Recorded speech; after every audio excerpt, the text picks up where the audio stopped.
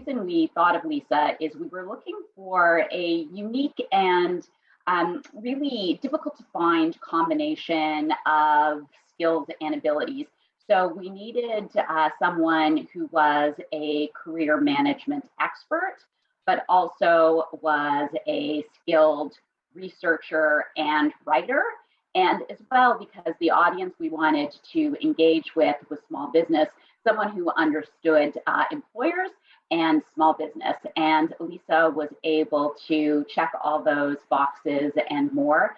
Certainly as a small business owner herself with Challenge Factory, understood firsthand some of those challenges that we were looking to address with the project.